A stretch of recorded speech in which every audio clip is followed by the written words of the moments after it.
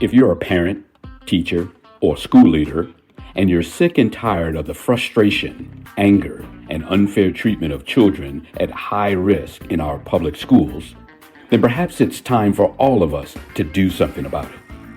In this podcast, Dr. Almitra Berry brings you tips, tools, strategies, and tactics to build successful solutions while touching, moving, and inspiring all of us to transform our schools so that every child thrives. Here's your host, Dr. Berry. A wise woman once said to me, if you don't toot your own horn, somebody else will use it as a spittoon. And for those of you who don't know what a spittoon is, here's your vocabulary lesson for the day.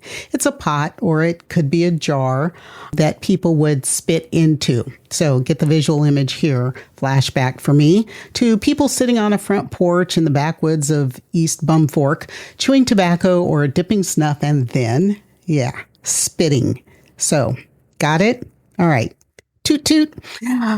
I am so excited today to announce the release of the Culturally Competent Educator. It came out officially on March 25th. There is a link down in the notes for you to purchase directly from the publisher because there are certain book places that we are not supporting, the one that starts with the letter A. In any event, you can get it at bookstores, independent bookstores, large booksellers, everywhere, but buy directly from the publisher and you get the first print. Those are the first ones to go out.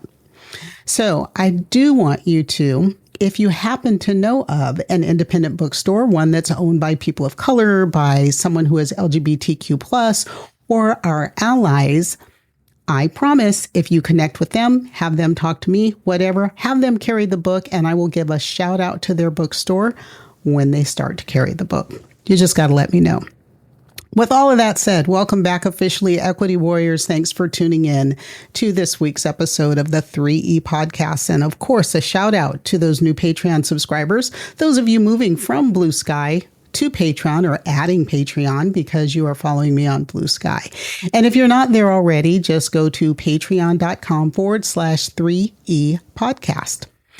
One of the things that you'll be able to get if you are a Patreon subscriber at a certain level, at a tier, not a free member, but an actual subscriber, are the book study episodes that will be coming along with the new book. Now, once upon a time, many years ago, not so many years ago, I used to travel to schools and districts all over. Y'all know that. And I could do book study at school sites, but it is so much easier and I can reach so many more people by doing book study through Patreon. And especially in our current political climate where schools are a little bit afraid sometimes to talk about equity and provide that sort of resource to their educators. So book study. And if you would like a book study for your school, specifically for your school or district, all you got to do is ping me.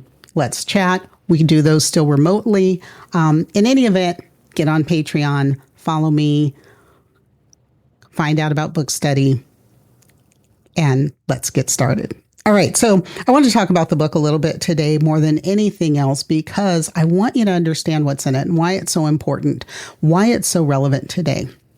So as I was thinking about this episode and what I would share, there are so many student stories that come to me, that resonate with me, but one in particular that always sort of tugs at my heartstrings is a student I had as a sixth grader, a young Black man, and I won't use his real name, so we're going to call him Marcus.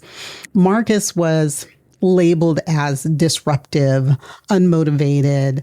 He was a few years behind in terms of grade level achievement, but all of that really and truly was because of systemic inequities. He did not have access to resources at home. His mother was very young. He had, I want to say it was 6 or 7, there were 7 children, and she was still in her 20s. I mean, this was just, his home life was not good. He was the oldest, so he had responsibilities for caring for his younger siblings. In any event, the practices that we used in the classroom, not just the instructional practices, but the social practices, the classroom environment, really transformed his experiences with school and created academic success for him. That was many years ago. But the story resonates with me because systemic inequities persist. It hasn't changed much. So the work on eliminating systemic inequities and reaching students like Marcus and so many other children with different situations and backgrounds, whether they are newcomers, they are immigrant learners, they are children who've come from another country and are being persecuted, who are living in fear, or just speaking a different language, and maybe they're here legally, but even that right now doesn't seem to make any difference. Our kids need us. There are systemic inequities that have to be addressed. And that's why this work is so, so urgent. Ask yourself, if not me, if not us, who will do this work? And if we don't do it now, then when? So I want to focus on 3 key areas that are in the book. And so the first one is the concept of equity in education. And really equity, you've heard me say this 100, well, maybe not 100, several times. Equity really is about providing each and every child with what that child needs in order to reach their full potential. Not the same as equality. Equality is giving every single child the same exact resource, but that doesn't work for every single child. So in the book, I talk about equity versus equality and understanding how you can measure equity through 4 equity indicators. And I did an episode probably in the first 10 episodes of my podcast journey on the 4 equity indicators, but those are meritocracy, standards, impartiality, and asset allocation. And using those, how you can measure your equity efforts and whether or not you are on a right track to actually being a school, a class, a system that provides an equitable instruction for every single child. But I'm going to give you one simple example, and that is curriculum impartiality. So under the indicator of impartiality really is about representation. So when you think about curriculum and representation, there are a lot of materials, instructional materials that really center on white perspectives.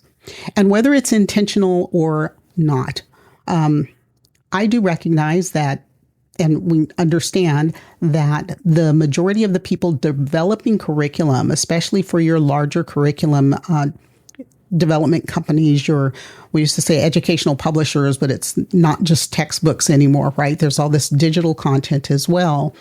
But the majority of the people that are developing that curriculum are white. And so their perspective is a white perspective. They don't know. They should read the book as well. But they may not know or understand or even have the ability to see that white perspective skews the instruction. And when that happens, we are marginalizing our diverse learners. So I encourage in the book, we talk about using the mirrors, windows, and sliding glass doors framework to create more inclusive content. That's area number 1, really looking at that concept of equity in education. And what you'll find in the book is a chapter on each of those: meritocracy, standards, impartiality, asset allocation, and working all the way through the book, using those indicators and some very specific metrics to see how you're doing in terms of providing an equitable instruction. All right, key area number 2 is practical strategies. I know educators, we are big on strategies, but they have to be practical. And by practical, I usually say that I want you to be able to take this that you learn in this workshop, in this chapter, in this part of a chapter, and put it into practice in your classroom or in your school Monday, depending on what day of the week it is. But right away, sometimes the very next day, sometimes right after you finish, you could look at tomorrow's lessons and say, you know what? I can adapt this. I can adjust this. I can use that strategy in tomorrow's lesson and increase the engagement and improve the outcomes of my learners. So I give you actionable strategies like culturally appropriate instruction, which really is a big umbrella, but you'll also have chapters on equitable grading practices and addressing curriculum biases. I give you tools. If you read my last book, Affecting Change for Culturally and Linguistically Diverse Learners, you're probably already familiar with the CARDI framework. But The CARDI framework is there again, and it's amplified, took it a little bit further. So the CARDI framework really is about data-driven decision-making with equitable practices. And it is I can't tell you the whole thing because I need you to tune in to book study, but essentially walks you through what needs to happen in order to get to a more equitable classroom. Okay. I also give you a diversity tally scorecard and how to use that. And that allows you as an individual or as part of a PLC to evaluate representation in your instructional materials as well as in your classroom strategies for inclusivity. You'll find culturally relevant rubrics by grade span. So what works in PK, KN1 does not work in 11th and 12th grade. And I really wanted to make sure that what I provided was good, not just for the elementary teachers and or middle school teachers, but I really wanted to reach in and tap into those high school needs as well. So high school teachers, I heard you, math teachers, science teachers. I'm real big on ELA and social sciences because those are my areas. I am not a mathematician. I don't claim to be, and I did not spend last night in a Holiday Inn Express or other hotel. In any event, those rubrics are there to support you no matter what your subject area is or your grade level. So I created these specifically by grade spans. You can tap into your area, your grade level. And it will allow you to or support your work in assessing your individual learners through an equity lens while at the same time respecting their diversity. So not to give the whole thing away, but just as an example, there's a way to allow multilingual learners to demonstrate mastery that you may not have thought of before, right? So this is all in those rubrics. I also give you some real world stories. So one way, if you think about how those strategies work, one of the things I did as a sixth grade teacher with students from multiple linguistic backgrounds, Southeast Asian, Latino, African American vernacular English, I had kids who, none of whom spoke school English, which is what I call the language that we typically use in school English.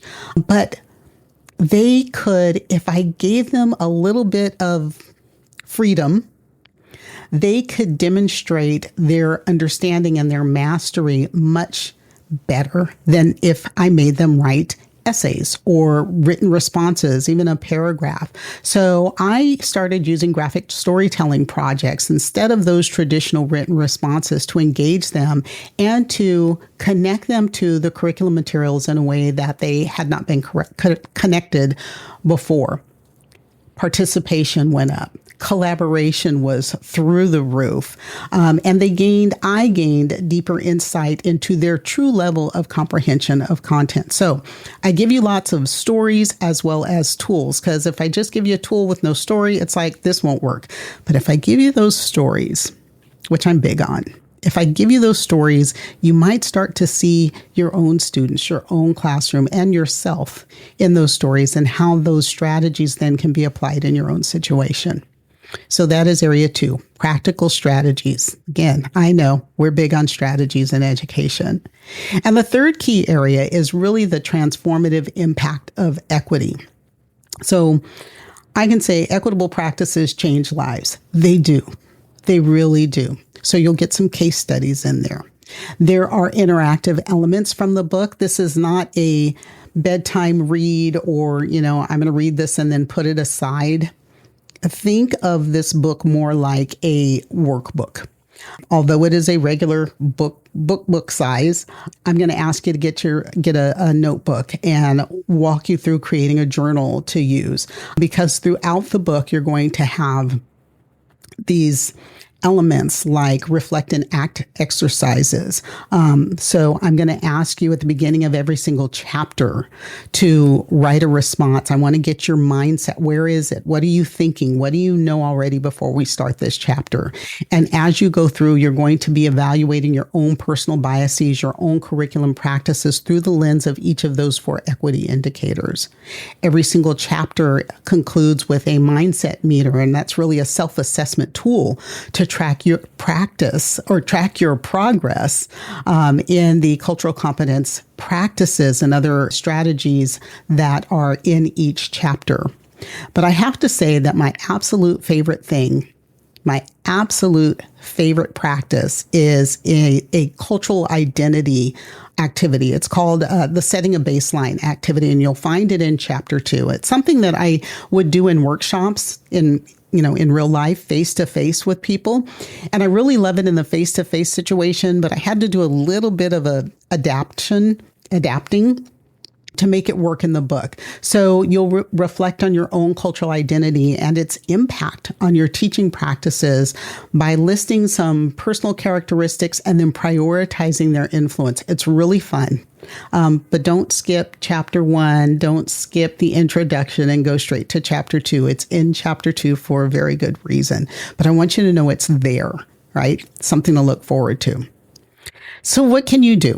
If you're listening to me now and you're saying, hey, Doc, this sounds great, but really what can I do? I'm going to give you 2 actionable tips. Tip number 1, look at your instructional materials.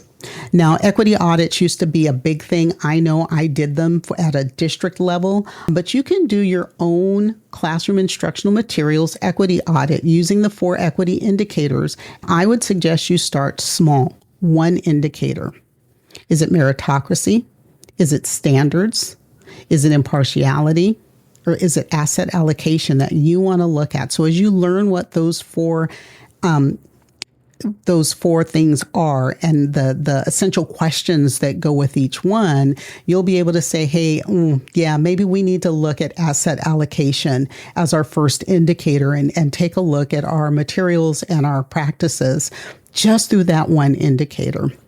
So 1 indicator at a time. The second thing that you can do is to adopt a culturally relevant practice.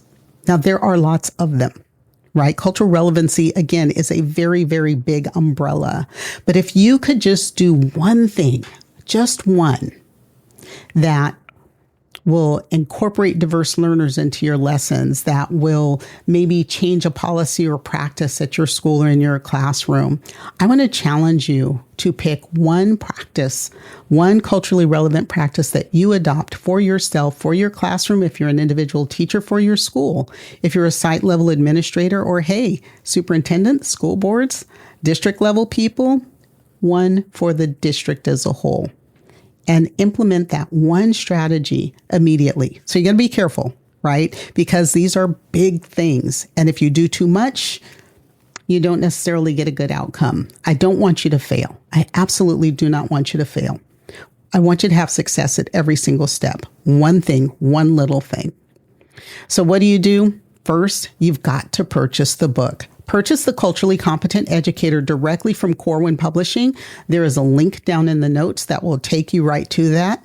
Again, if you know an independent bookstore that is owned by a marginalized person, marginalized groups of people, or our allies, share their names for shout outs on future episodes. Let's contact them and have them carry that book. And then, of course, join Patreon for exclusive content like the book study that will go into this and dive deeply into equity-focused strategies. And then join me again next week. As always, if you've got a question, a topic you want covered, if you've got a request, text it to me. Look down in the notes for the link. You know I want to hear from you. And remember, as always, don't worry about things you cannot change. Change the things you can no longer accept. And I'll see you next week. And that's a wrap for today's episode of the 3E Podcast. Now, here's how you can make a real difference. First, smash that subscribe button. It's free. It's easy. Just do it. Second, share the show with anyone you know who cares about education. And third, consider becoming a supporter of the show. Together, we're not just talking about change, we're making it happen. Make a donation today to be part of that mission and change, and I'll catch you next time.